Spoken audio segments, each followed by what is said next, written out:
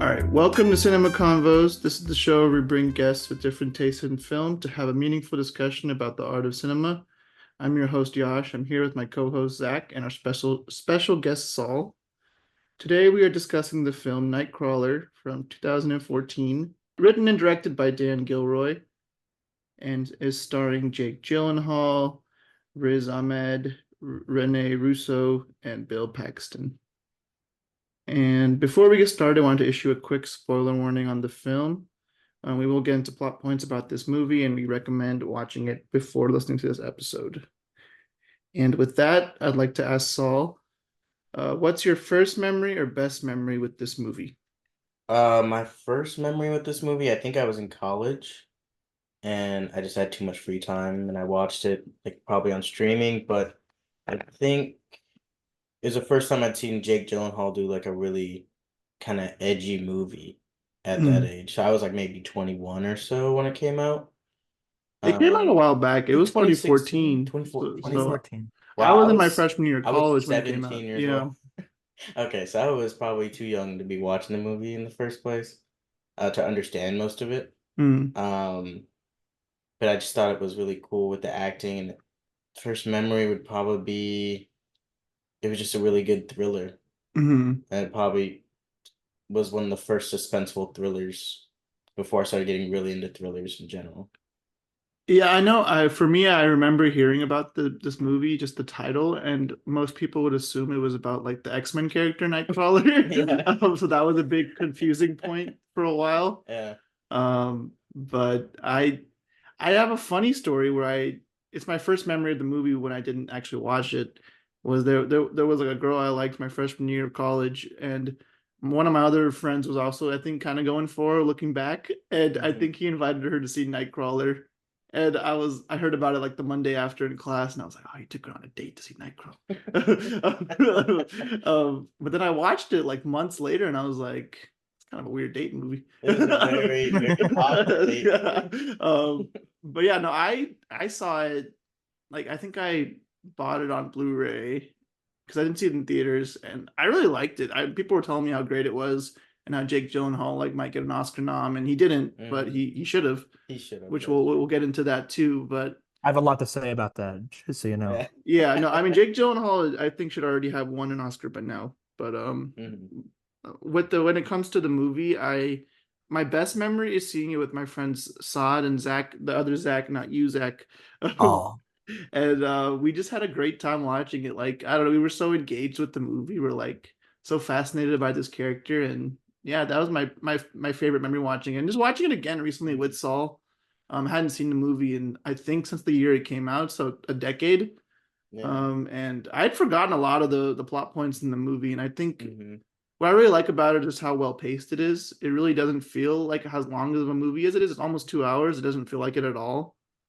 And it really just keeps you engaged the whole time, and it has a lot to say about different topics, which we'll get into. But yeah, that's kind of my experience with Nightcrawler. my experience with Nightcrawler. So I saw Nightcrawler actually in the theater. I saw it in the theater when it came out in 2014. Mhm.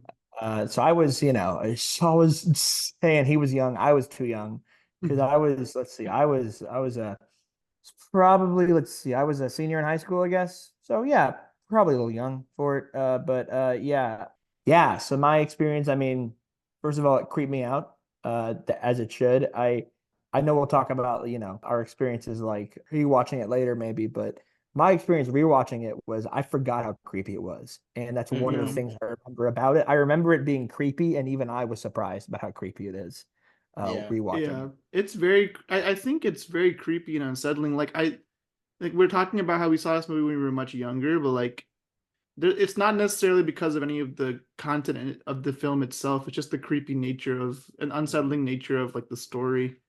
And Jake Gyllenhaal's performance is a big part of that. Like, Yeah. I think I remember reading somewhere he doesn't blink much in the movie, Yeah, which is that was a huge thing I saw which too. is really unsettling when you like Yeah. know it's like a Yeah. thing. Like, Exactly. Yeah, I noticed that before we rewatch it, and then like yeah, just how stoic he is throughout the yeah, whole movie. It's so creepy, and he's very gaunt. yeah. And I mean, I think he lost a lot of weight from the He lost a movie, lot of weight for this one. and Yeah, it made it even more creepy. because Yeah. then his eyes really pop out. Yeah, he And keeps it's them like like, wide dude. open and doesn't blink. It's Terrifying. yeah. I was reading about this movie about his preparation. So like he lost like 30 pounds for it. Apparently he was running like 10 miles like every day to lose weight for this movie. And Wow. he did that kind of on his own. Like the director, it wasn't the director's call. It was Jake Gyllenhaal was like, okay, this guy probably is got kind of like gaunt, creepy looking. I'm gonna lose a bunch of weight. Yeah. There's a funny thing where did you hear about Ryan Gosling doing that for Winter's Bone? But he gained weight. Winter's Bone? He was Oh, hired initially before Mark Wahlberg, and The then John he Hawkes gained one. weight, and then they were like, "Dude, why did you do that?" And they fired him from the film and hired Mark Wahlberg. oh, dang, that's funny. But creative choices. Yeah, I mean, there's a lot of these big parts. There's multiple actors going for them Mhm. usually. So yeah, but I do think Jake Gyllenhaal was the perfect pick for this movie. And for me, my favorite aspects of the movie are the main performance and then the pacing of the movie. But I wanted to Yeah. ask you guys, what are some of your favorite aspects of the movie? Yeah, I think the acting is just like even by everybody involved, Mhm. even all the minor characters, so well done. Like they're not overdoing it, they're not stealing like the spotlight or anything. You're so focused on the story in the Yeah, whole movie. and I feel like Riz Ahmed's character is almost like it's the audience in a Mm-hmm. character, like seeing all these crazy things happening around him, but he's just kind of along for the ride. And Yeah. his character like desperately needs work, right? That's part of the reason Mm-hmm. he agrees to this. And Jake Gyllenhaal's character, as creepy as he is, he's very like charismatic and like really pushy to get what he wants Mm-hmm. throughout the movie, and he doesn't really take no for an answer. Yeah. So I think that's why that's how he gets as far as he does with what he's doing. Yeah.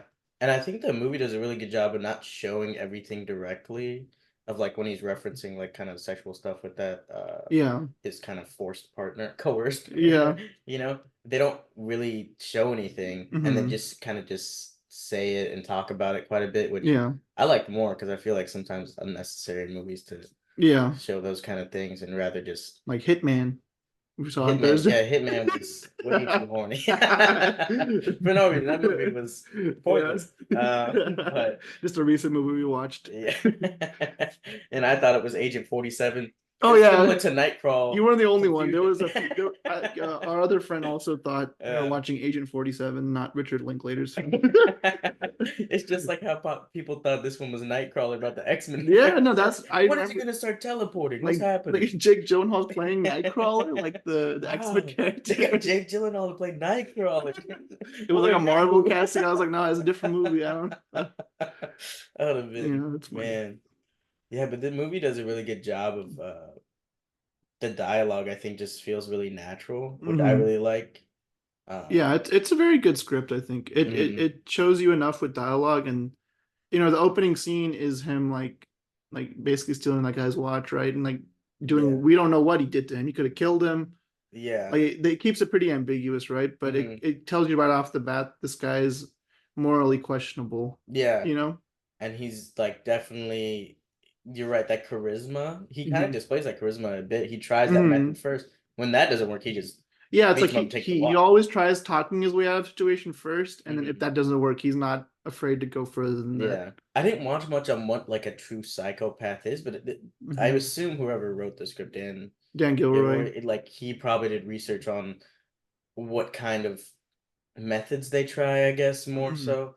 And because he just seems like a true psychopath. Like if you Yeah, to meet somebody like that, like just talking to them, you're not really getting to know them. Like it's a yeah, very it's just yeah. Like like a front, yeah, basically. like something But they're presenting themselves as. yeah, Yeah. exactly. And Yeah. In that way, it reminded me a lot of American Psycho, which hmm the first time I had seen this movie, I had not seen American Psycho, but since then I have seen it, and I feel like both of the main characters in these movies are very like on the surface charismatic. Like, the main difference is that I think Christian Bale's character is meant to be like more like good looking. I don't know if Jake Gyllenhaal is trying to go for that oh here yeah. because he's like so unsettling and like weird looking. Ew. Um, but there's a similar thing going on in how they like see life and how they approach these situations. I feel like hmm Yeah. I actually haven't seen American Psycho. it's I've it's great. been I think I saw it I've with been David. meaning to It's a watch it crazy for a one, while. yeah. Yeah, I mean, I really like Christian Bale. Also, Christian Bale does the weight loss, weight gain thing like all the crazy, time. which probably would, because I feel like Jake Gyllenhaal only started doing that recently, even with his bad films. For Roadhouse, he put on. I mean, now he just gets ripped for like Oh yeah, like Southpaw, Southpaw. Roadhouse. He got pretty in shape for Was- Southpaw. Yeah, well, he's been on a string of terrible films recently. He's really Yeah, catching Roadhouse up. was definitely not great. But even the other ones like Velvet Buzzsaw was in That there was for I didn't a- like that one and personally. yeah, I mean, Vela Buzzsaw wasn't horrible. I mean, It was more divisive. Some people did like that one. it was okay. Like I could definitely see people, but I think just because I like Jake Gyllenhaal, I'm expecting more with a lot of his projects. Yeah, Roadhouse is. I watched the original Roadhouse before watching the new one because that's what I was told to do. And the thing is, the '80s one is like a very cheesy '80s movie. Yeah. And the remake, they're trying to make it more serious. I didn't even know it was a remake, but I assume it's It is, yeah. that one action guy. What's his name? Yeah, it's Patrick Swayze was the original. Oh, Patrick Swayze. Oh, I thought it was Jean-Claude Van Damme. No. That would have been I would have wild. been like, that's like his movie. You know, why would you recreate that? Yeah, Not gonna be it's good. one of those remakes that it's like whenever you remake something from the '80s, I feel like it almost doesn't make sense because it's like a certain. It's just that era of film was so different when it comes to like blockbusters or like cult movies. Yeah. Because Roadhouse is not a well-reviewed movie. no, Like audiences really have a yeah. following for it, and they remade it, and they didn't. They changed a few things, but I don't know why. I didn't think it was unwatchable, but I thought it was kind of like unnecessary. Okay, yeah, that's fair. Yeah. I mean, Jake is a great actor. Like he elevates anything he's in to be a little bit better. That is true. Yeah. I thought he was great in Ambulance. That movie. I was gonna say Ambulance also was not a good movie. Like Jake Gyllenhaal was having the time of his life in Ambulance. He's like Jason Momoa in Fast 10. He like Mike Bay was like, "We want you to be a crazy bank robber." Got you. Who's the other actor in Ambulance? Because I got Yahya was I don't know how to say his name. Yahya Mateen or something like that. Yeah. He was also in the new Candyman remake. His agent is terrible. What was he's he a in good recently? actor. He's in only things that are bad. So I don't know. He's in like Aquaman. Oh yeah, Aquaman 2 was like one of the worst movies of last year. I'm surprised that what's his name? Patrick, the guy that plays like Jason Momoa's brother in the movie, the Patrick guy. Brother in the Patrick Wilson. Patrick Wilson. The guy was in like the I'm surprised he even did that movie. Yeah, I mean, they probably thought it would be. Their agent was like, "Well, you'll at least make money in the movie bombed." Okay, so it didn't make money. Yeah. But Zach, what are some of your favorite aspects of the movie? Oh yeah, so we were talking about Roadhouse. We were talking about why they remake. Roadhouse is a very forgettable film. I think the only reason anyone knows what Roadhouse is that like Family Guy segment or that Family Guy clip where he just Peter sees Roadhouse and then just starts doing roundhouse kicks to people and saying Roadhouse. That's the only reason I think that's the reason Roadhouse resonates with anyone is because of Family Guy. But yeah, so my favorite aspects of the film, I mean, obviously, Jake Gyllenhaal's performance, I think, is just how he plays him like such a creep, and really it's very clear how thoughtful this performance was. How thoughtfully he really prepared and really thought about how his performance, how he was going to portray this character. We were mentioning that, that opening scene really shows that he, he's not above violence. He's charisma first. He gets by on his charm, but he will resort to some shady stuff. And he shows him with very little ethics and the capacity for just being a complete psycho. So I love that. Another aspect I love about this is that kind of the establishing shots, I guess it goes into cinematography, but the B-roll as well that they have of streets and stuff and that sort of stuff. And it really just sets the tone. It really establishes, LA in the middle of the night, They really use shots to really make the setting. Also, I love where you're seeing these stories on the news too. And that sort of stuff. And I love those aspects. We'll talk about that a little more when we talk about our favorite scenes. But yeah, when you're seeing it, you're seeing it in the newsroom, you're seeing it on the news broadcast, and you're seeing it as the people are seeing it. I think that I love that aspect of it too. Yeah. Something else. Oh, also we were talking about kind of the research that Dan Gilroy had kind of done on this. apparently he wanted to this he originally came up with the idea for Nightcrawler in like the early 90s, kind Mm, of. It was like gonna be a biopic of this old school photojournalist named Ouija, and he mm, was known for his like stark black and white like street photography and stuff.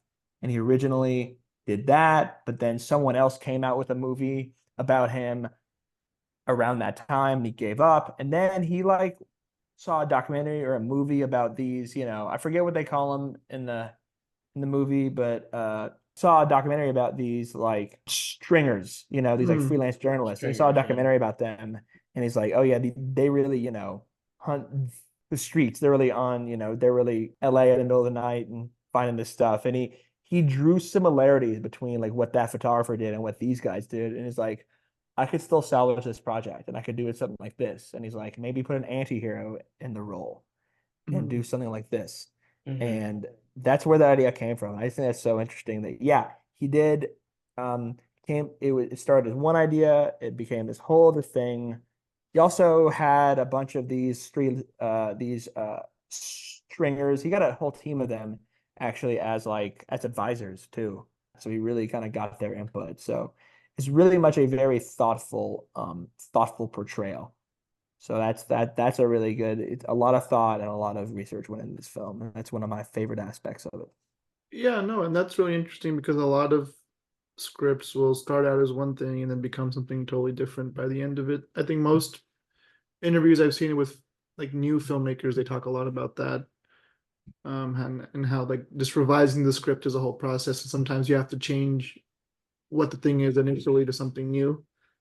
Another thing I really like about this movie, I think there's definitely a commentary on what the news is like in the modern age. Mm-hmm.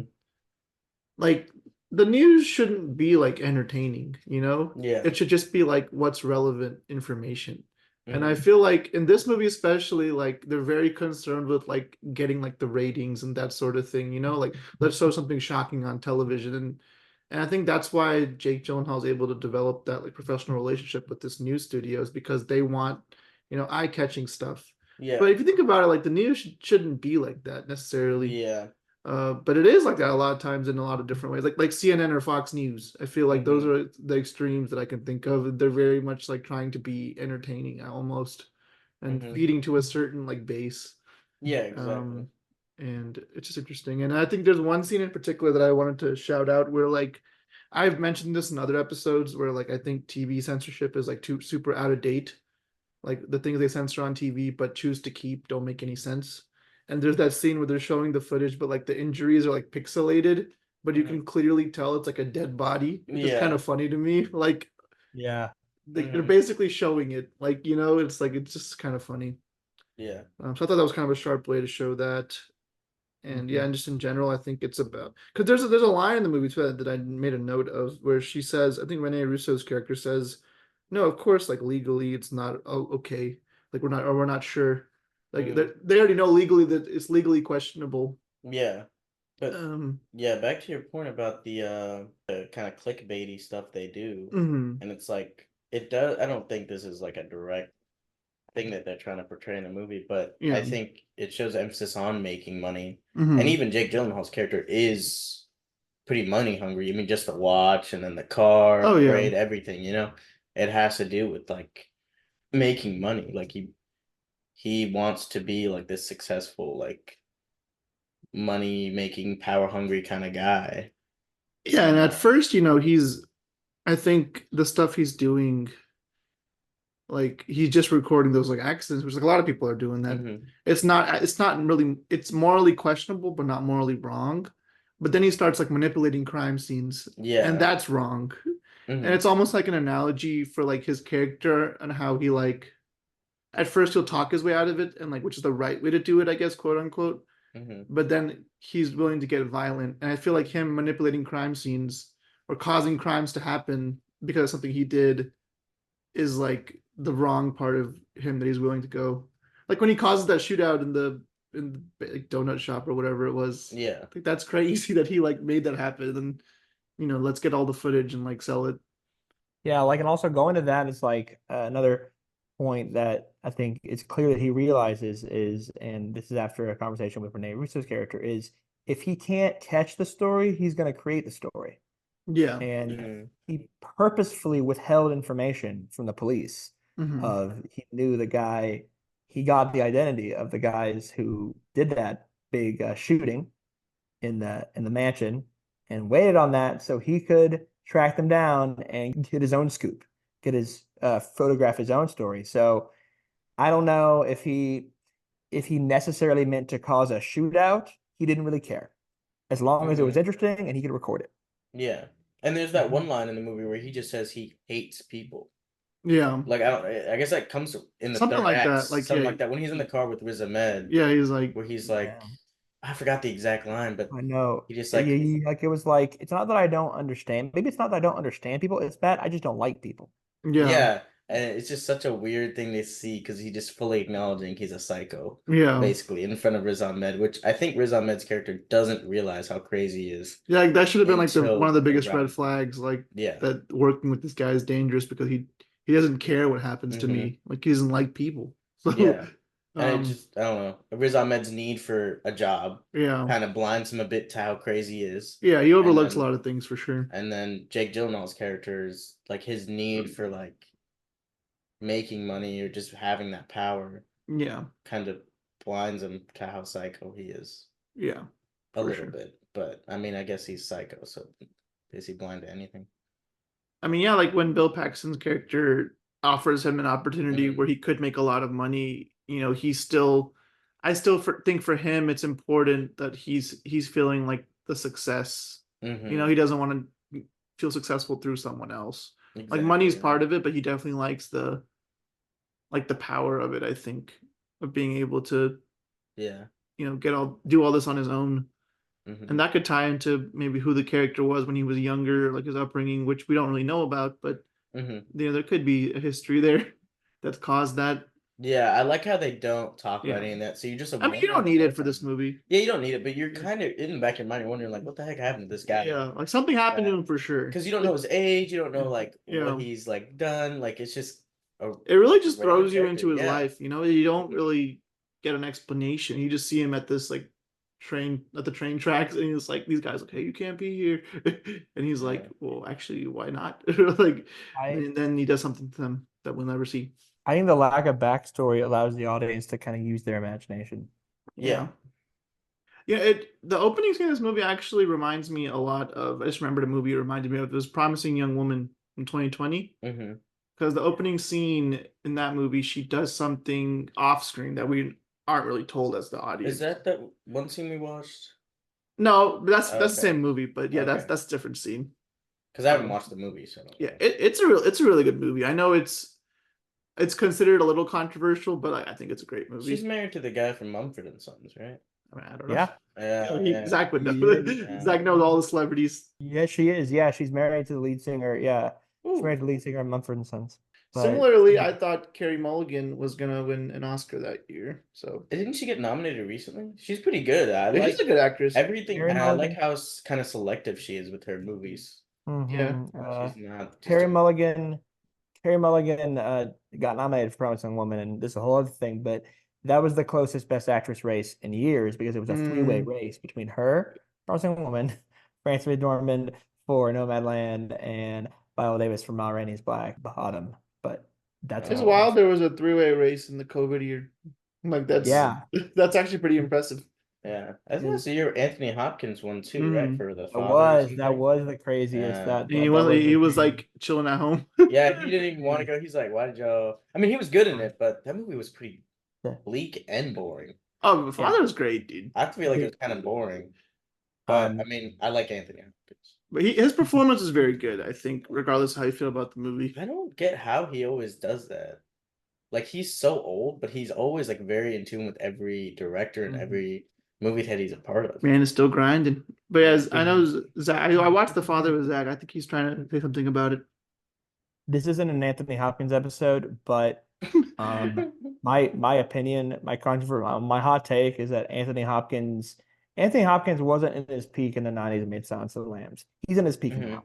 at 90 He's something. That's still making fair. a lot of movies. One of my favorite Um, movies that he's in is The Two Popes. I really like that movie. Yeah, that's a good movie. I really, because it's all just them talking. Yeah, if that's a good movie because it just shows two people who like think differently and make them force them to talk for like a few hours.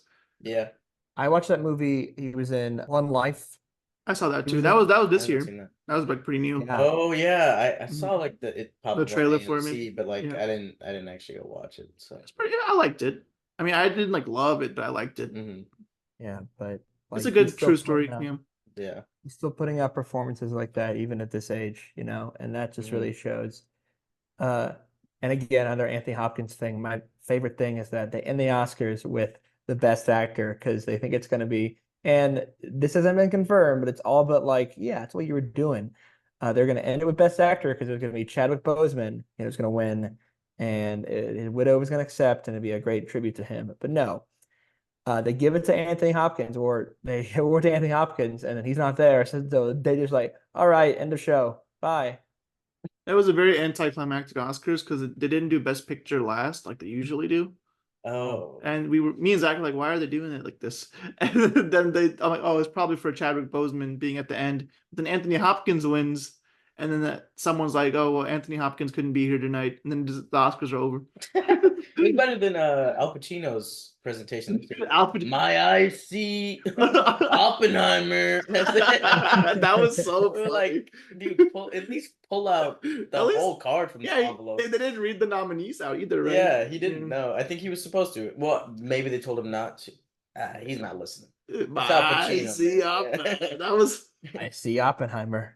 oh man, Oppenheimer deserved so much more, like of an epic movie. Yeah, and also to respect the other nominees as well. At least say them all. Really good. At least say all of them Yeah. one more time. Well, most of them were really good movies. But everyone in the room like pretty much knows Oppenheimer's gonna win. Yeah. But like at least like say all of them. Yeah, it's like come on, because like, also we forget a bit too because they just show them throughout the thing. But in my experience, they always read them out at the end. Yeah, they should. And also Yeah, it feels that tension. It was only the only year that they hadn't done it was like the first year where there was 10. And since then they've done it every year except for the Al Pacino year. My eyes see Oppenheimer. It was like what Nan looked like he was woken up from a nap like recently. Yeah, for sure. He probably was. He'd be like, hey, you have to announce Best Picture. I do like, love Al Pacino though. Oh yeah, he's oh man, great his actor, movie's man. So cool. I feel like he took on a lot of like movies that are kind of ahead of their time. A lot to do with like homosexuality. Like there's a couple movies. There's I mean Dog Day Afternoon. I haven't seen it, but I've heard it's good. Right. Maybe I kind of spoiled that for you, but Jack and Jill. Jack and Jill, that was a lot. That was taking on a lot of topics, especially Dunkin' Donuts. He plays himself in that movie. Dunkin' Donuts advertising in that movie. It's only Dunkin' Donuts. That movie is so bad. That movie also is like a biological impossibility. Like male and female twins can't be identical. That's like a real thing. Really? That's what I read somewhere. Oh, and so like everyone was like, Adam Sandler made this movie that's literally impossible. Oh god. Well, in his defense, they aren't identical. Clearly one's wearing a dress and longer hair. They're not identical. Okay. Yeah, true. Both. Come on, Yash. Oh man. They're both fully Adam Sandler. I'm just glad he eventually made Uncut Gems after. I still have not watched that. I need to watch it. I was gonna go watch it that day. Yeah. In IMAX with you, but yeah, no, it was really cool to see it on the big screen. So man, I need to go watch that. I mean, I have it. We can watch it sometime. I'm down. Yeah. Adam Sandler's Finest Hour. They didn't nominate him for that either. So it's like similar to Jake Gyllenhaal from Nightcrawler. Yeah, Jake Gyllenhaal, I feel like should be at least nominated. Was he not nominated for Brokeback Mountain? He was. He was for that. Okay. One. Yeah, I mean he's been nominated before. He just hasn't won. Yeah, he was nominated for. Tough. Was that the last time he was? I think that might have been the last time he was nominated. Yeah. The Academy is like, especially I feel like mean to him. Like I don't know, they don't nominate him for a lot of movies he deserves to be nominated for.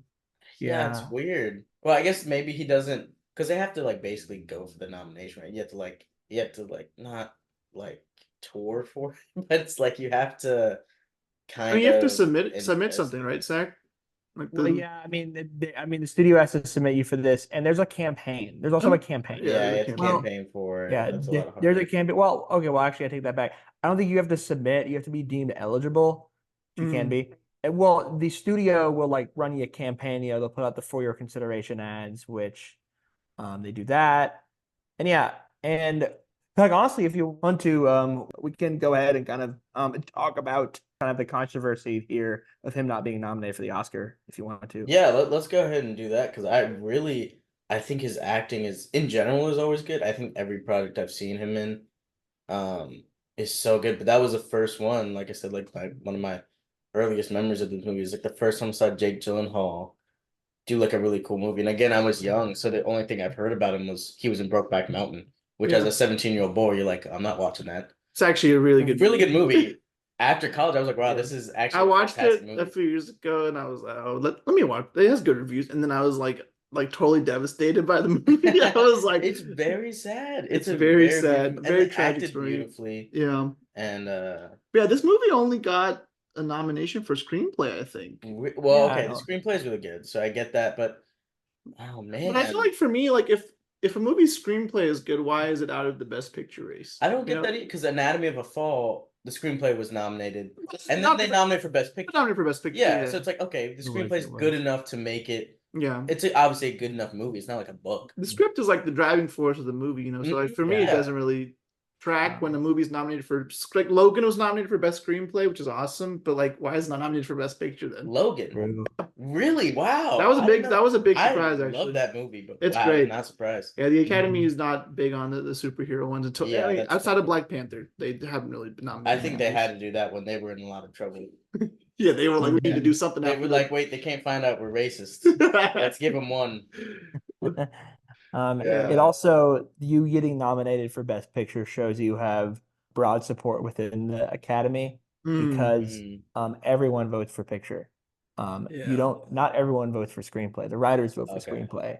Got it. That And makes sense. also the fact that screenplay is split up into original and adapted, which means I think it was this year, I think it was this year where original was much stronger, where there's a lot more contenders in original screenplay than there was Mhm. adapted. And so it was really weird and some stuff got shut out. Mm. And so it's just whatever the luck of the draw is that year, you know. Yeah. You might be the sixth best screenplay of the year, but if the five that are better than you are in the same category as you, well, you're SOL. You're not getting nominated.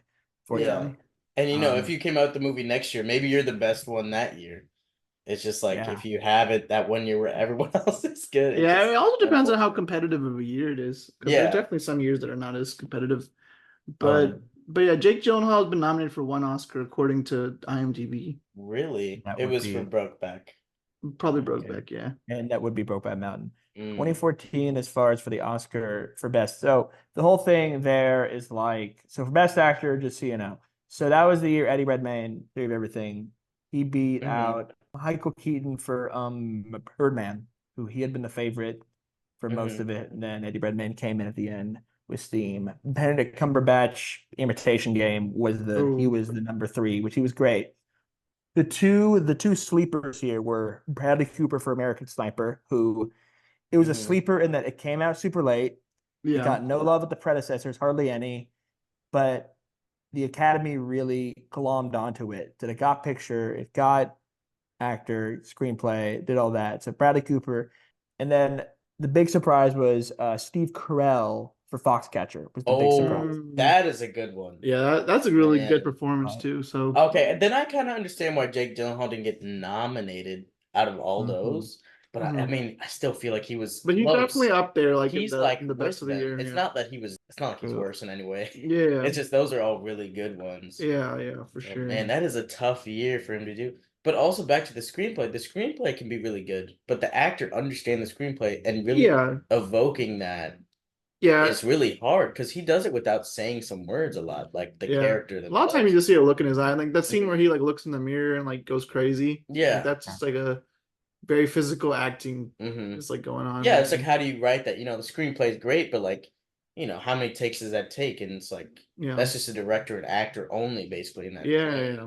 The director and actors bring the script to life for Which sure. I guess that's why the movie worked well, is because the writer and director is the same guy. Sometimes it can Casey Ford help with somebody when there's like a clear vision, like Mhm. when they're on the same. I mean, they're on the same page because the writer director is the same person. Yeah. Yeah.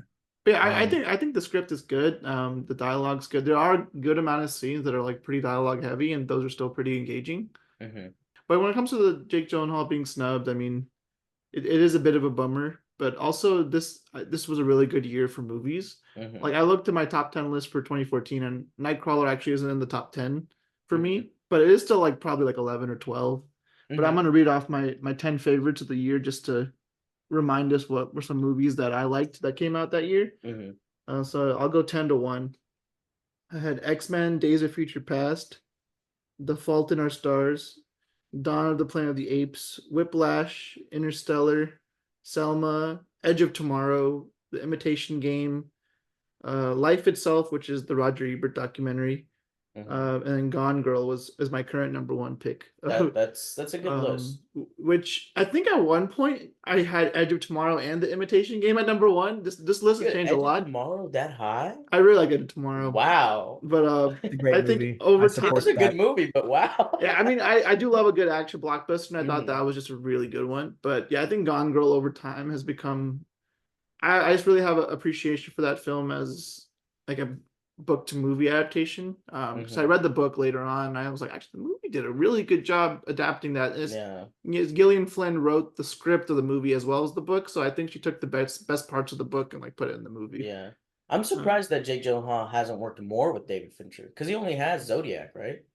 yeah, that's the only time I think. Yeah, but I feel like that pairing is really good I mean, I've heard David for Fincher is the. not the best director to work with. Yeah, he has a billion takes. He's Like like, you got to get it right. like He'll do a million so takes. maybe not But everyone seeks that but out. for my pleasure, I want him. Oh yeah, I mean Jake Gyllenhaal can handle it, I'm sure. Yeah, But yeah, but he's been working with like Michael Bay for Ambulance this last few years, and then he worked. hmm I know Dan Gilroy also did Velvet Buzzsaw, right? So that's probably why Oh, I didn't even know that. he at least wrote it. Maybe he directed Mm. it too. He actually has only directed 4 films, I three would films. say Nightcrawler, I think, is Jake Gyllenhaal's best movie. Like his Yeah, I best, think so. because he's the I agree star with of it, that. you know? I mean, unless you count Brokeback Mountain. Brokeback Mountain I probably. feel like he kind of shares a spot. I feel like it's more Heath Ledger. But when it comes to like a movie that's his Jake Gyllenhaal's best performance, I think Nightcrawler is probably the one. Yeah. Yeah. Because that one, I think it really shows off how much, especially at that age, because Mhm. Zodiac and Brokeback Mountain, he's pretty young. Yeah. And so at 2014, I think he's like in his 30s at that point. Yeah, he's born in like the early 80s, I think. Yeah, So, he's a little bit younger. His sister's almost 40 now, right? I mean, he must be above over 42. Yeah, he's got to be Yeah. early 40s, right? Mhm. Like maybe Chris Evans' age, somewhere around there. Yeah. Yeah. I've never been real big on Donnie Darko personally, but I know that's one of his first movies. I've never watched it. So Yeah, I mean he's good in it. Mhm. Just the movie itself is I don't know. It's one of those movies that a lot of people like really like and have strong Mhm. opinions on. And I kind of walked out of it like it's a little overrated. Yeah, it's more like a cult following to it, though, right? Oh Than yeah. it is. Okay. Was their dad involved with it too? Isn't he like a cinematographer? I don't know. Are the Gyllenhaals nepo babies? I didn't know. He's like, but it's a cinematographer. It's like kind of a nepo. It's like baby. a mini. It's not like a because it's not a full on nepo baby. Yeah, if your dad's a Yeah. director or like an Mhm. actor, Yeah. then that's different. But Um, it's like a cinematographer. It's like okay, well he had to do something, you know. What To is he's a their get dad, Zach? director. He's a He's a director. director. He's a director, but it's not. oh He's done like TV stuff. It's not like Mm, he's like directed for TV shows. He's not that big of a deal. okay, Um, we don't even know his name. yeah, I mean they've both proven they're Stephen talented. Yeah, Gyllenhaal. I do like Maggie Gyllenhaal, but I feel like she's not as good as Jake. Yeah, I feel like Jake is very Gyllenhaal talented. really Yeah, takes on really cool roles. But yeah. Nightcrawler, I think I wonder how he got that role. Like, did he have to audition for it that much, or was it like more handpicked by Dan Gilroy? Yeah, I don't know Because if actually. he had handpicked him, how would he have decided that? Because he has no roles leading up to that are like suspenseful thrillers besides Zodiac, and he's not the Yeah, main guy in Zodiac. yeah. I'd argue Zodiac is more of a drama than a thriller. Yeah, that's true. Um, And it's more Robert Downey Jr. yeah. kind of showing off he can act in Hmm. that point than Jake Gyllenhaal. It isn't really. He's too young. He's too young to show off. He's like probably like 25. Not Yeah. experienced enough as an actor to really show off how talented he is, or maybe he doesn't know yet. Yeah, so we were talking about with Nightcrawler, Jake Gyllenhaal. Yeah, Jake Gyllenhaal was his first choice to be the star of the film. That's Wow. what I don't think he necessarily wrote it with him in mind, but he was like Mhm. after Gilroy like wrote it and finalized it, he's like, I want Jake Gyllenhaal to star. And he another project, he initially was gonna turn it down because he committed to something else, but that fell through. And then he signed on because he's like, I had a meeting with it, I love his vision, and we're gonna do well together. So Okay. And I will say that no matter what it is, like Jake Gyllenhaal is one of those actors for me that if he's attached to the project, I am interested in watching it, Yeah. regardless of what it is. Right now, there's Mhm. a series that I haven't watched yet because I have currently canceled my Apple TV subscription. It's called Presumed Innocent. I think it's a remake of a Yeah. Harrison Ford movie, or like maybe even it was a book before that. But um, that's like a series like I know nothing about the story or anything. I just know it's a crime drama and Jake Gyllenhaal's in it, Yeah, and like I want to watch it. So and that's their main selling point for that because the only ads I've seen is him. the poster is just It's his him. face. Yeah, just even the ads are like you see his face a little bit, and then it kind of has Yeah. this warping like Yeah, imagery. and I think it's really cool that an actor has that big of a following just because of his talent, because he doesn't have any awards or anything. Sometimes they'll throw on the Academy Award winner. They can't even do that with him. They He go has for one nomination. Yeah, so I I think he's probably top 5 actors for me. So that Yeah. when it comes to me, this movie has a great cast, but I think the only other actor, I mean, I'm a big fan of Riz Ahmed as well, especially after Sound of Metal. And I think Bill Paxton when he was around was great. I feel like I haven't watched enough like Rene Russo movies to really say. Yeah, I get her confused with somebody else. Kind of looks like her, and I get him confused. Renee, how she got this role is so like Renee Russo is actually married to the director of the film. She's married to Oh, okay. That Gilroy. makes sense. So Renee Russo is married to Dan Gilroy, Yeah. and That's she also what initially I think Mike Flanagan does. He like there's one actress who's in all of his shows and movies, and it's his wife. That makes sense. Yeah. yeah, and she initially was hesitant, but she ended up doing it. She did good. Yeah, I mean, I think she does. She fits so There's no actor I think does better. Actually, arguably, I think Riz Ahmed has the worst performance out of all of them. I think Yeah. his He just has character such small it screen hasn't time. given much to do. Exactly, And yeah, I think yeah. it's maybe by design. Like he's just supposed to be our Right. eyes. He's kind of supposed to be simple-minded too. Yeah. I don't think they try to make him anything. I think they try to make him slow, and so even if you as the audience aren't understanding what's happening, you're ahead of him. Yeah. And then if you don't get at the end, he just tells you basically at the end. So I think you're right. It's the point of the character, but the script is so good to just. But also with the actor has to understand that perspective because it can be misinterpreted in so many different ways, and so I feel like Jake Gyllenhaal was snubbed really bad on that one. Yeah, oh yeah. I mean, Jake Gyllenhaal Man. is so good in this. Like, I don't know this might be the best he'll ever be in a movie. Like, I would agree. I would agree, especially the track that he's on now. Yeah, if he releases Ambulance 2, ain't no way. That would be. I would actually absolutely see that. But I mean, you're right. Every movie that he's attached to, I'm interested. Like even Love and Other Drugs, which I watch every rom-com. Yeah, that movie has a lot of heart to it. That's a really good movie, and it's mainly the performances. Yeah, because the story's like okay. I think it's a little bit different as a story. The script is pretty. But like Jake Gyllenhaal like commits to playing the character so well in that. Like he's the sales guy who like is very tactical and like you really understand who he is very quickly. But I think Jake has he does a good job of showing the humanity in his characters. I think Southpaw is a good movie. I know it's not everyone's favorite. It is kind of generic in some ways, but like Jake Gyllenhaal is like acting his heart out in that. Like he's always giving it 100% in everything he's in. Like I'll be honest, if the Roadhouse movie didn't star Jake Gyllenhaal, I might have even skipped watching it. Like because I have no attachment to Roadhouse, and that says a lot because it's you. Yeah, well, I wouldn't like. I watched it the weekend it came out. Like I wouldn't have done that. Yeah, exactly. Like eventually it's on streaming. I'll watch it. It's just he's so cool and like I love his just like how Christian Bale does. I feel like he has the same method as Christian Bale. Yeah, but like everything they're attached to, I'll watch, and they're committed to it. They're not going to play the same thing every time. Yeah, like you can tell who like what actors are more in it for the craft than like they already have the money, so like they want to make things that are meaningful. Yeah. I know Robert Downey Jr. said something like that in his Oscar speech, where like what we make can have meaning and can have value to people, and like that's a really profound thing I think for because a lot of especially when you're a young actor, like you gotta get your name out there and you gotta just Exactly. do whatever project comes your way, But I think Jake Gyllenhaal has reached the point where he just wants to make stuff that he wants to make. And I've heard Presumed Innocence pretty good so far. Haven't it's like It looked interesting, and Apple TV has some like I would say they have better quality stuff than they do have Baller. it is an They don't underrated have streaming some platform. bad They stuff. got some hits on there.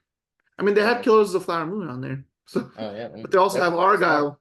oh, balance it out. There you go. Both ends spectrum. They had to make sure. And they cover all spent the a lot of bases. money on Argyle too to produce it. It has Yes, they Henry did. Cavill in it for like 5 minutes, right? Dude, that movie's terrible. I didn't watch it. I'm not gonna watch it. Even if Dua Lipa is in it, I still won't watch She's it. not in it nearly enough. Okay. All the scenes that That's she's fine. in the trailer are the same scenes in the movie. That's it. Yeah. And it's the beginning of the movie, so like you Wow. don't see her at all.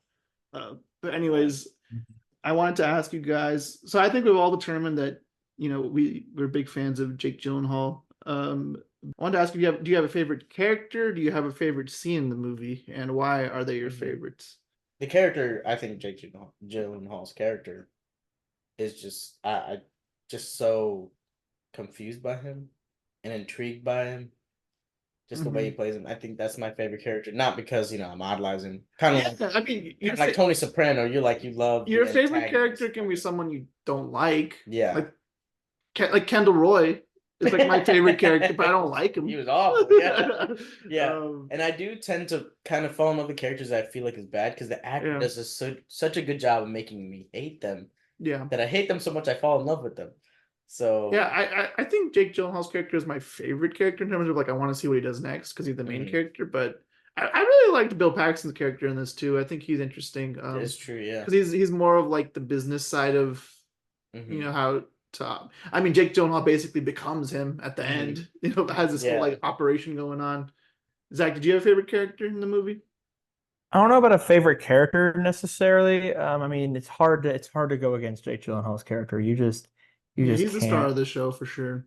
I did like Renee Russo's character. I really liked Yeah. her. She really, we were talking earlier about, she says a line that's like, the main idea of like the vibe we're going for, the stuff I want is urban crime creeping in the suburbs. That is what we're trying to scare people, basically. And it's sensationalism. And that is her whole thing. One of my favorite lines, and this isn't my favorite scene, but my favorite lines, or one of my favorite moments, and it really solidifies her opinion on this is, when like the station manager comes by at the end, is like, hey, so we actually got news that they found a bunch of illegal drugs in the house where the home invasion was. It wasn't just a murder. It wasn't just a random home invasion. It was a drug murder. So let's lead with that. She's like, I don't want to lead with that. I want this angle is scarier. This is more sensational, and we're gonna do that. That is the main idea of like sensationalism. In her mind, sensational is eyeballs over everything. My favorite scene though is the one when they're airing the footage of the home invasion. Oh, me too. Yeah. I think it's so well directed. Like all the cuts and everything, and then just watching Jake Gyllenhaal's character like kind of watching what's happening, but still kind of like trying to network a bit too. Yeah, It's yeah. like weird. Yeah. Yeah. I don't know if I have a favorite scene in this, but I really like once the movie starts, I feel like the whole movie is just like very entertaining. Like once the main plot kicks in, like where he's like he wants to get this nighttime like footage of like accidents and crimes and stuff. Like the rest of the movie is just kind of like you're just kind of along for the ride. Like it doesn't really stop. And then the last like 30 or 40 minutes are just pretty nonstop. But it's not really a movie I can pinpoint a favorite scene to, I think. I think I just have such a like a admiration for Jake Gyllenhaal's performance in this. I think that's what really stands out. Any scene he's in is a great scene. And that's like the whole movie. So the scene I chose I think has barely any writing for it. It might have been some improv with like how he's talking to as a trying to network things, Yeah. because he's kind of off screen. Like, I think the main focus is like on what's happening, how they're presenting it to people. We're kind of like people watching the news Mm-hmm. and how insane they present it as. Yeah. And so, because we know the truth. But also to your point, Zach, because we kind of feel bad for Rene Russo's character kind of throughout the movie. Yeah. Where like we see the manipulation from Jake Gyllenhaal's character and Yeah. stuff. And then when he says that line to her, Zach, you kind of like, oh, I hate this woman. Because you're Yeah. like, oh, she doesn't, Yeah. she's not that great of a person at all. Yeah. She's Like just as crazy. until that point, you think she's just like a normal good Yeah. person, but then she kind of gives you reason to doubt. Mm-hmm. You're like, oh, all these people. Well, those two specifically are terrible. Yeah. And you know, Um, I think there's something to be said about a movie that has this number of dislikable characters and it's still like very interesting and engaging. Because I get into this conversation a lot with some other people. Like, I do know people who feel like when they watch a movie, they have to have something to root for it to be like entertaining or meaningful. And I totally get that, but I think it's not necessary to have a good movie.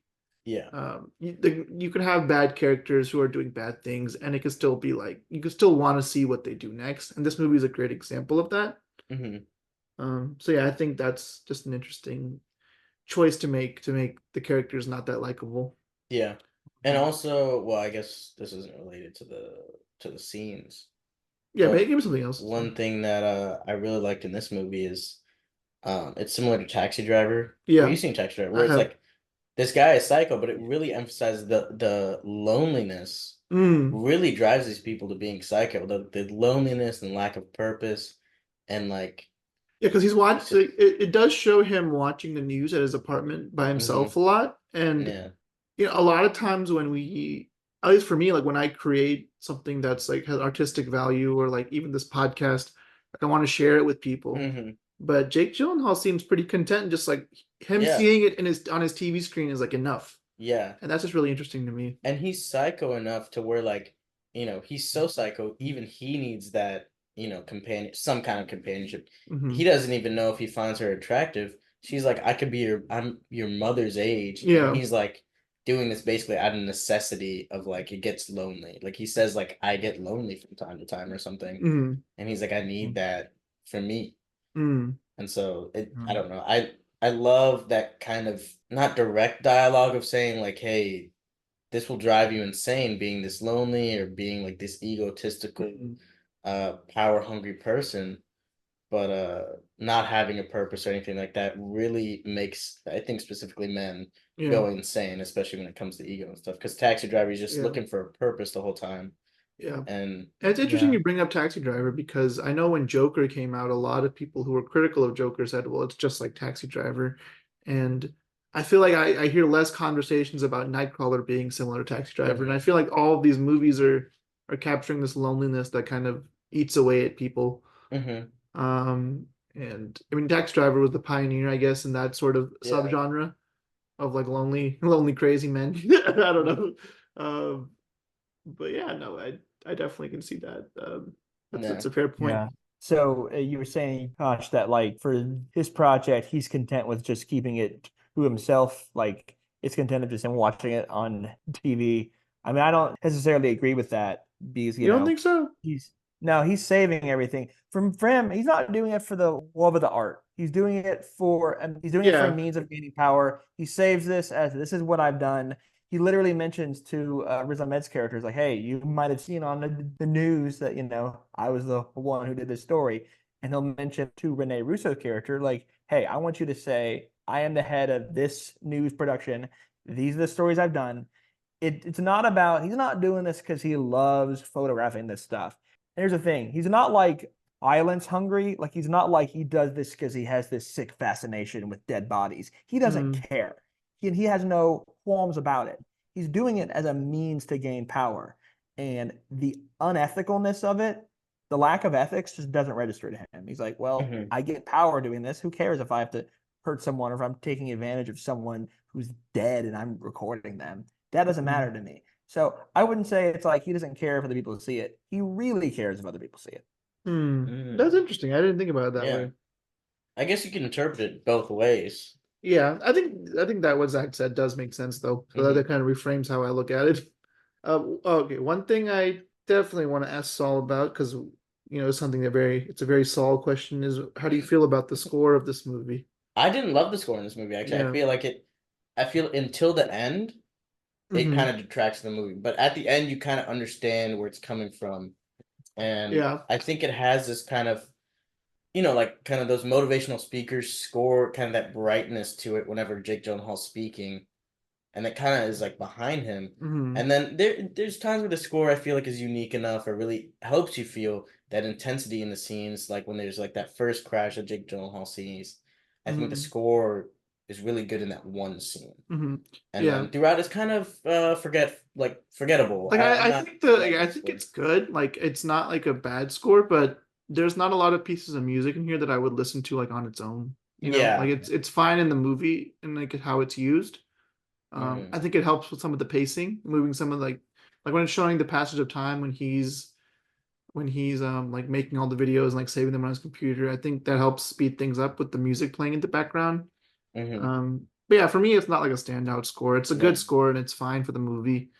I, Um, I think it was below good. I yeah, think I it's remember you below mentioning average. while we were watching, like I don't really like the score in this. Like, It didn't make me feel like I was part of the movie. yeah, And I feel like, those big directors always choose one guy and they like work with the composer the whole time. They do like 3 or 4 movies with him. Like yeah, Christopher Nolan has like Ludwig Göransson now because he couldn't get yeah. Hans Hans Zimmer, Zimmer for Dune. he was doing Or Dune. Yeah, yeah. So like he had to switch, and ever since then he's used Ludwig. yeah, And like it's an important part of the movie. Even Sam Raimi uses Danny Elfman every time. Tim Burton yeah, uses Danny Elfman every time. Like it's a very important part of the movies. yeah. And I feel like in this one they got a random guy and they didn't execute it perfectly. Mm-hmm. I think if the score changes, honestly, this gets nominated for Best Picture. Mm, Because I think what is missing is that really bringing you into the movie. Because mm. we think it's cool, but we also love movies. Yeah, So like it's not hard to get us to watch a movie that Jake Gyllenhaal's in. right. So, getting everyone to watch it, getting everyone to really feel like they're part of the movie, especially those kind of dialogue heavy scenes, it needs to make you feel like you're part of it. And every time it's that weird motivational speaker, bright sound, and it distracted me a bit because Mm. I need to be kind of really cohesive.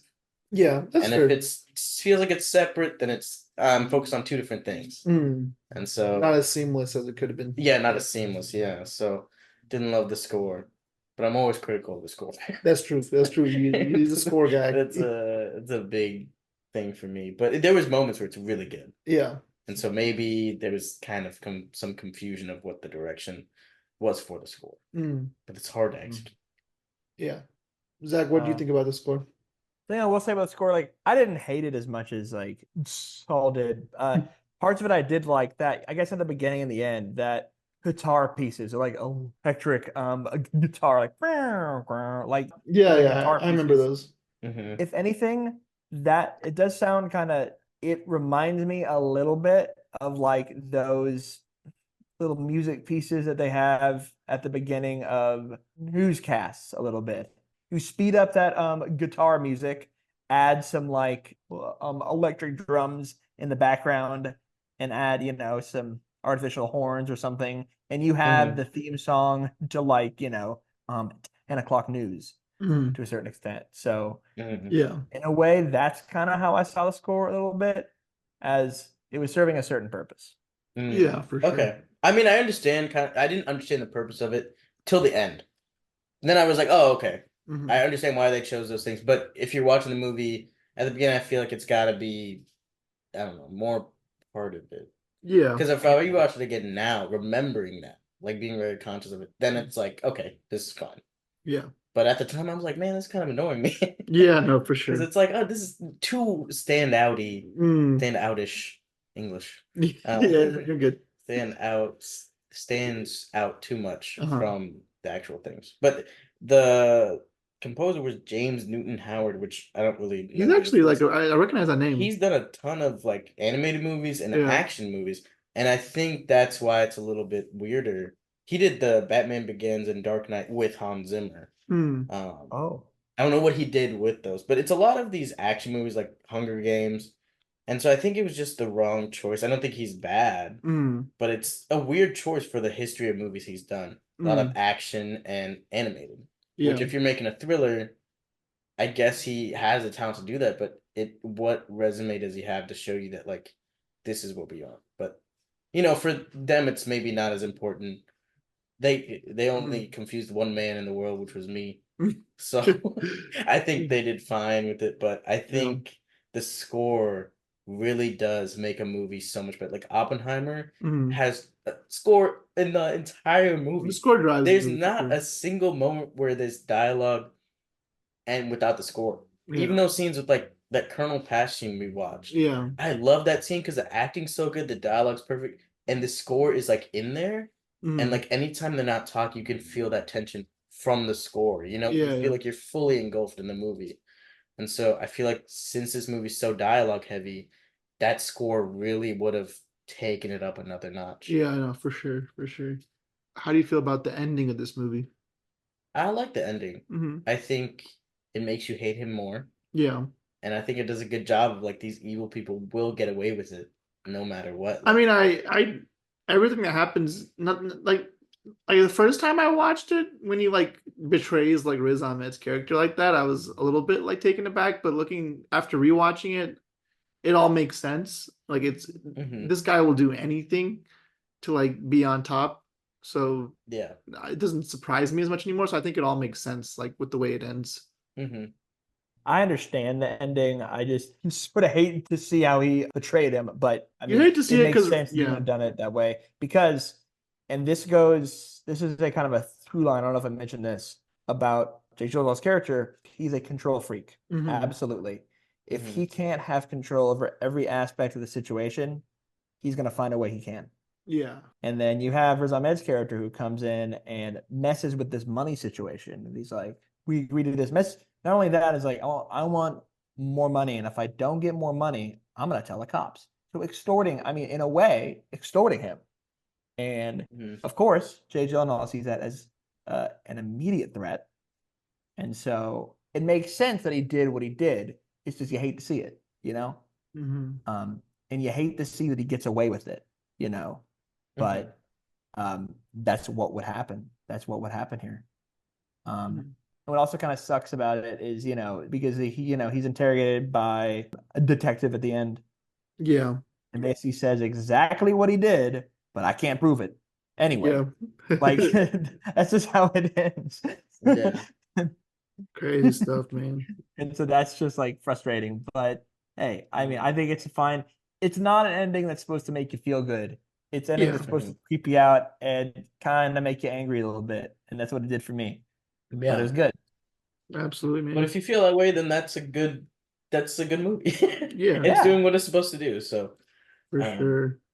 I would agree. I'm glad that we all like the ending or understand the purpose of the ending and stuff. So. Yeah, no, for sure. I think this movie is pretty clear in terms of what it's trying to portray. There's not much that's ambiguous, which I like. I'm always about that. I kind of like ambiguous endings.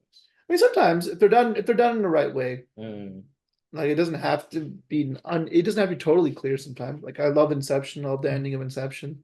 But yeah, moving on to some of our last questions for you, Saul. Is there anything in the movie you would change to improve it, or is it perfect in your eyes? And there's no right or wrong answer. But I guess the score is the I main think thing. only the score. I think that's it. There's nothing else. I mean, it's in my top 4 on Letterboxd, and I don't like the score. That's how good I think the movie is. Yeah, and I don't think this is like a perfect 10 out of 10 for me, but like it's a great movie. Like it's a solid 9. Yeah, it's more of a favorite for me than I think it is a perfect movie. Yeah. But it is like yeah, the score I think is the only thing I could want to change. I don't think there's anything else I really would change. I think the only thing for me is that, like, you know how he goes to that restaurant with Rene Russo like near the end? I feel like it's a really interesting scene, but it also kind of breaks the pacing a little bit. Like the movie's very fast and like nonstop, and then all of a sudden they're like talking for like over 5 to like 7 minutes, and it's just like it's just like it, and then it goes back into like the rush of the movie, which maybe it's like a break for the audience. It's a really interesting scene. Like the things you talk about are very fascinating, and it's not like boring. But that's probably the only thing I could think of because I think the movie's such a good thriller and it's so fast. Yeah. Maybe if that was like moved to an earlier scene, I don't know, Oh might yeah. have flowed better. But there's not much I would change. I mean, I don't even think the score is that bad. I think the movie's great, and it's honestly very easy to rewatch it just because of how fast it moves and how good the performance is.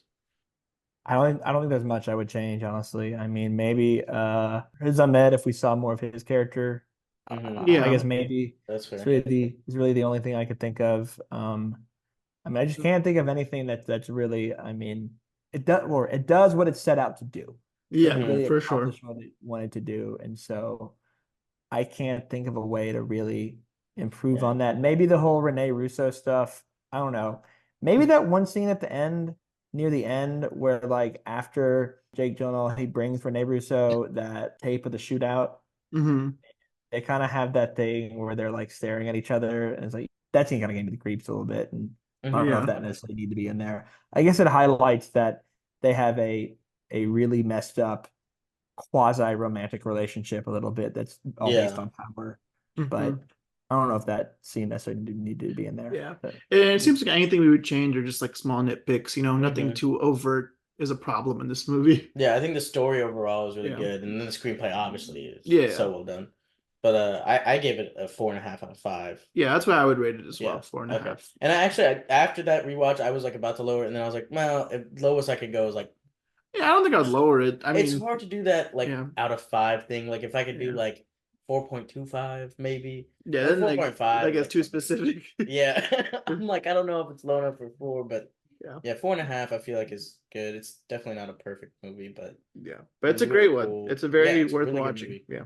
And I guess sorry, this is way back No, go for earlier it. topic, but I guess I was asking what on his resume made him handpicked him, but I guess End of Watch came out End of Watch is 2012, a very good and Jake that would Gyllenhaal have picture. been one of his better roles too. I think he does a great job in that movie, Mhm. and so a little bit more actiony though. Than, Yeah. I completely forgot about End of Watch. I Oh, did that too movie until was just so now, and then I was like, oh wait, that was probably one of the reasons he picked him. It was pretty close good. to this movie. Unrelated, but talk about a gut punch of a movie. Holy I crap. know. Yeah. That's a movie that it's the opposite. Jake Gyllenhaal is very likable, and it will We're gonna crush have you. to have an episode. Hey, we're gonna have an episode on that sometime.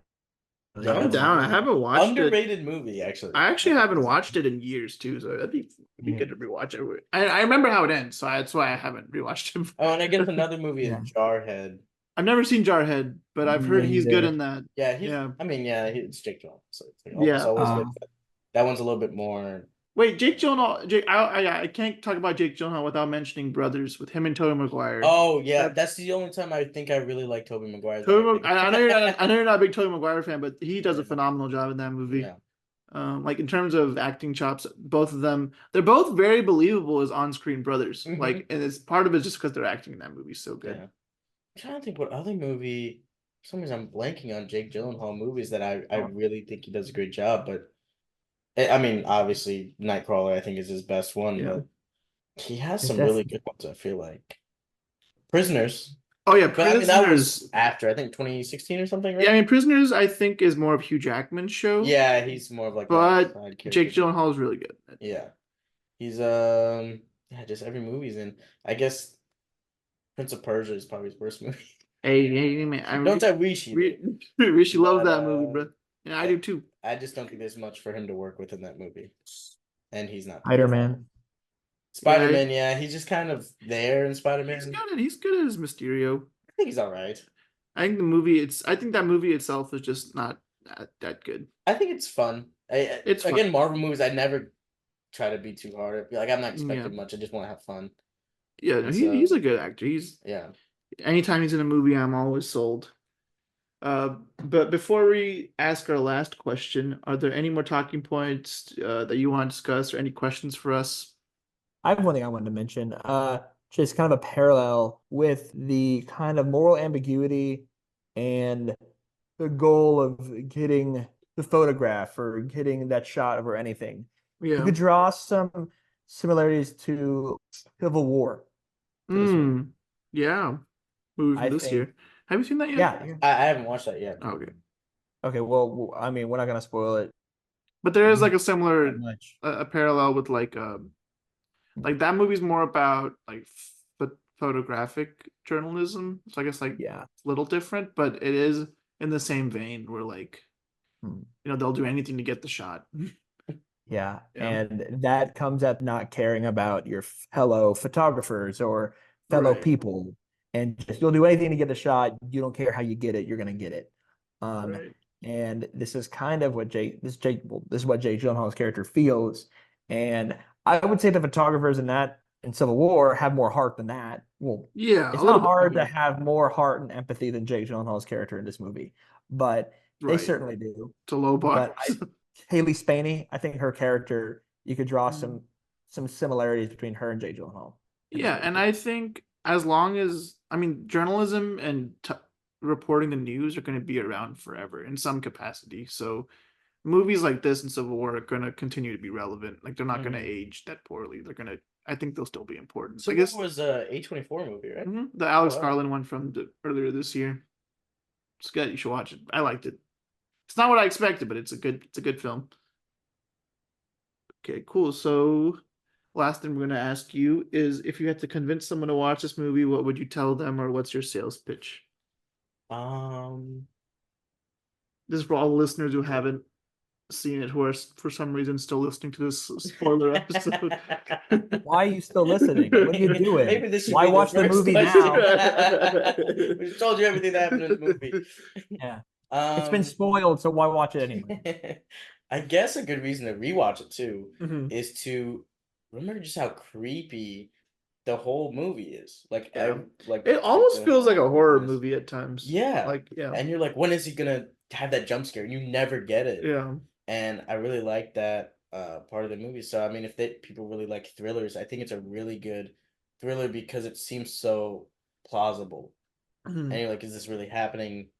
Oh, I guess it could happen. Yeah. It's nothing's out of the realm of possibility, and it makes it Yeah, so the much movie is creepier. never like there's never a moment where I'm like there are a few moments that are a bit outlandish, but nothing is like that's impossible. Exactly. Like Yeah.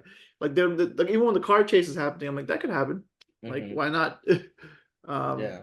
but yeah, no, for me, I mean, I would just say Jake Gyllenhaal is one of my favorite actors, and this is arguably his best performance he's ever done. Yeah. And I would hope that would sell someone on it. And it's a great thriller. Hmm. It's a very like sharp and like it has like almost a satirical feel to it almost sometimes, which is Hmm. really it's really like a sharp social commentary. And I think I really have trouble thinking who would who would not like this movie.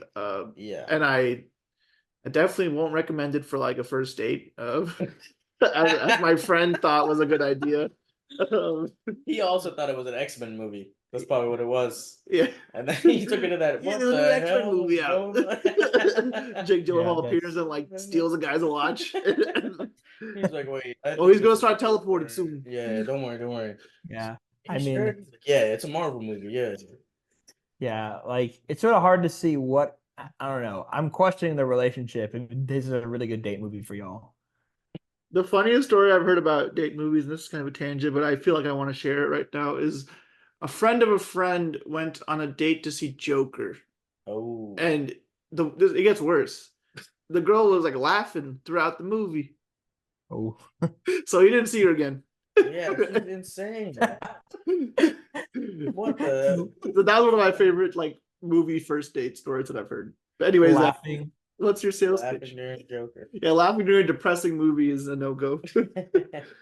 A couple sales pitches. One, if you like Jake Gyllenhaal, get ready to see him at his best, absolute best slash creepiest. If you want to be creeped out by one of your favorite actors, here's your chance. You want to see The Mysterio other after hours? Mysterio After Hours. Another one I would say is that if the normalization of like sensationalism and violence on the news sort of fascinates you, like really fascinates you, and you want to see a movie dive deep into that, this is the movie for you. Yeah, for sure. That's true. Yeah. We have reached the end of today's discussion on Nightcrawler. I wanted to thank Saul for joining us. Yeah, thank you for having me on, Yash and Zach. It was a lot of fun. Yeah, for sure. Love to have you, and we'll hope to have you again. And then a big thanks to all of you for listening. If you enjoy our show, be sure to subscribe to our YouTube channel or leave us a review on Spotify or Apple Podcasts.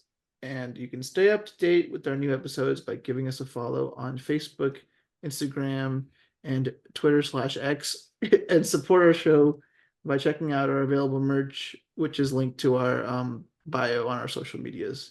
And we hope you tune in next time.